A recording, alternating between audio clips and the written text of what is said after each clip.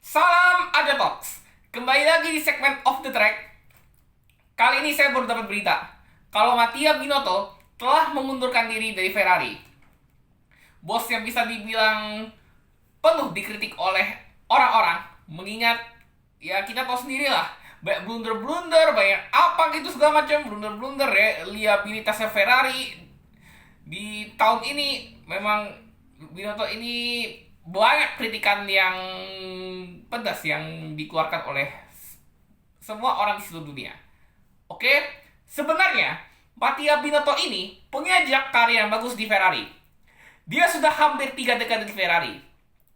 Sejak tahun 1995 atau 27 tahun.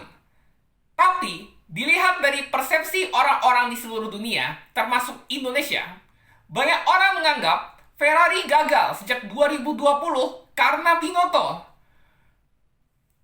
Itu semua karena Ferrari waktu itu kena sanksi dari FIA karena skandal mesinnya itu, sehingga Ferrari disuruh mengubah apa tuh mesin atau pokoknya mengubah reliabilitasnya Ferrari, dan terbukti 2020 ini Ferrari itu jebloknya minta ampun. Dan itu terungkapkan oleh Presiden Ferrari, John Elkann. John Elkann ini menginginkan Ferrari harus bisa berbenah. Namun, di balik Ferrari yang akan berbenah untuk 2023 mendatang, John Elkann ini tidak mau melihat Binotto karena sikapnya yang denial dan selalu melindungi timnya serta terlalu berlebihan dalam mendekatkan persuasif, dan ia tidak bisa melihat apa yang harus dibenahi di dalam tim, yang berarti Binotto ini terlalu pilih kasih dengan tim. Memang kita tahu sendiri kalau Ferrari adalah tim yang hebat dan berprestasi di F1. Tetapi Ferrari saat ini mengalami puasa gelar. Tim itu mengalami puasa gelar pembalap selama 15 tahun, sedangkan puasa gelar konstruktor selama 14 tahun. Di tahun 2022, Binotto telah mencapai target yang telah dipasang oleh Presiden Ferrari, John Elkann, dengan mengembalikan Ferrari ke tim papan atas serta finish runner-up di konstruktor. Bahkan secara statistik, bisa dibilang kalau 2022 merupakan tahun terbaik bagi Mattia Binotto karena Ferrari berhasil meraih 4 kemenangan dan 12 pole position. Tapi sayangnya, masih banyak yang menjadi kelemahan bagi Ferrari, sehingga tim kuda jingkrak itu harus gigit jari dan kalah oleh Red Bull di musim ini. Banyaknya kesalahan yang dilakukan oleh Ferrari benar-benar merugikan tim Maranello itu untuk menjuarai konstruktor maupun pembalap. Karena kesalahan itulah, banyak orang mengkritik Binotto. Banyaknya kritik tersebut membuat orang-orang internal Ferrari sangat hilang kepercayaan dengan Binotto. Karena hilang kepercayaan itu, mau nggak mau, Binotto lebih memilih untuk mengundurkan diri daripada berujung pemecatan buat pria asal Swiss itu.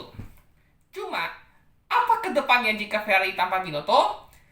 Ferrari akan kehilangan sosok yang memiliki pemahaman paling mendalam di antara rekan-rekannya tentang desain mobil atau mesin dan parameter kinerja, serta pemahaman langsung soal tantangan dan kompromi dalam membuat paket pemenang balapan. Kepergian Binotto juga akan membuat Ferrari tidak punya warisan terperinci pada saat paling kritis di tahun ini, di mana saat mereka menyatukan mobil barunya. Lantas, siapa yang akan menggantikan Mattia Binotto pada 2023 nanti? Kalau untuk saya ya, prediksi semoga Fred Vasseur. Karena dirinya punya hubungan yang spesial dengan Charles Leclerc, mengingat pembalap Monaco itu memulai debutnya di Sauber pada tahun 2018 di bawah kepemimpinan pria asal Prancis itu. Saat itu, dia bekerja di Sauber sejak 2017. Waktu itu Sauber ini sedang dalam krisis keuangan, di mana waktu itu Sauber ditinggal oleh Felipe Nasr yang harus pergi karena kontraknya tidak diperpanjang karena masalah sponsor. Jadi, ya Felipe Nasr itu waktu itu dia bernasib seperti Rio Haryanto, di mana mereka bermasalah sama sponsornya. Kalau Nasr itu kan disponsori oleh banknya Brazil, Banco do Brasil. Itu tuh jadi dia tuh BI-nya Brazil. Sedangkan Rio Haryanto itu kan Pertamina, Kiki, gitu-gitu, yang perusahaan-perusahaan dari Indonesia akhirnya ya menarik diri karena masalah sponsor itu. Makanya akhirnya Sauber diselamatkan oleh Fred Vasseur dan Charles Leclerc pun sebagai juara bertahan Formula 2 2017. Dia jadi dia akhirnya jadi rookie untuk F1 2018.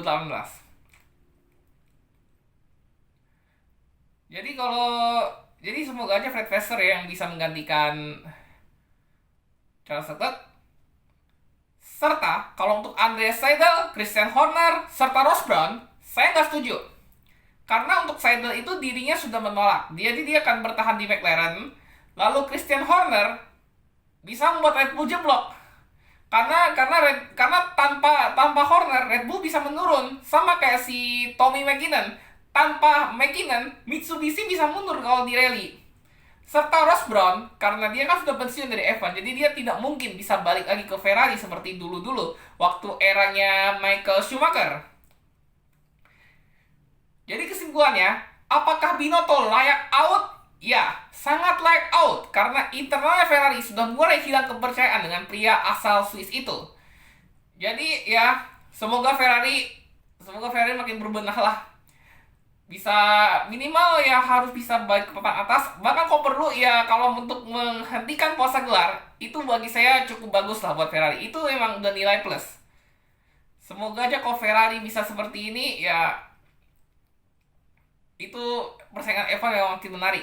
Jangan Red Bull dan Mercedes terus yang akan terus mendominasi.